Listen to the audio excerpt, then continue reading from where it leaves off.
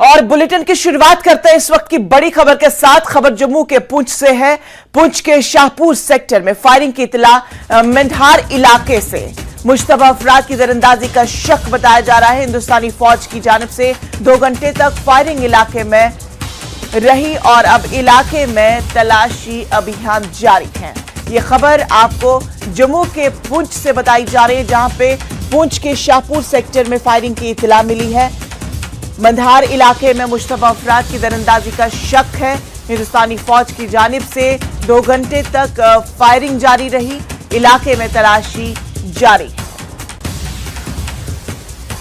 तो इस वक्त की बड़ी और अहम खबर आपको बता दें, जम्मू के पुंछ से बड़ी खबर, यानी सरहदी इलाके से आपको यह खबर बताई जा रही है, जहां पर पुंछ के शाहपुर सेक्टर में फायरिंग की इत्तला मिली है।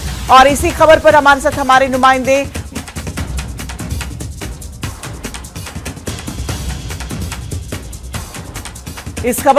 नुमाइंदे मुनीश हमारे साथ जुड़ चुके हैं। मुनीश, ये बताएं कि अभी इलाके में क्या कुछ सूरत हाल है? इनसे ऐसा कि आज रात को करीब 2 बजे जो है वहां पर जो पुंछ का शाहपुर सेक्टर है, वहां के काइया मंदार जो फॉरवर्ड है, बिल्कुल फेंसिंग के आगे एलओसी पे है, वहां पर हमारी फौज ने कुछ जो है मूवमेंट देखी, स्पीशीज मूवमेंट, और उसके बाद जो है उनको चैलेंज किया गया और उसके बाद फायरिंग की गई है हमारी आर्मी की तरफ से। और इतला जो हमारे पास जो आ रही है सोर्स के हिसाब से कि वहां पर जो है कुछ मुश्तबा जो अफराद थे उनको मार गिराया गया, लेकिन अभी तक उनकी जो है डेड बॉडी रिकवर नहीं हुई है। लेकिन पूरे इलाके में अभी भी तलाशी अभियान जारी है और फौज पूरी तरह से जो है इस इलाके को चप्पा चप्पा छान रही है, क्योंकि एलओसी का इलाका है, सामने पाकिस्तान की चौकियां हैं, तो कई तरह के और वहां पर जो है खतरे हैं, इसलिए जो फौज है फूक फूक के कदम रख रही है और पूरे इलाके को छान रही है। मुनीश, ये बताएं कि ये कब से ये फायरिंग जारी है? चूंकि खबर ये है कि 2 घंटे से इस इलाके में फायरिंग हो रही थी, तो कब से ये वहां पे फायरिंग हुई?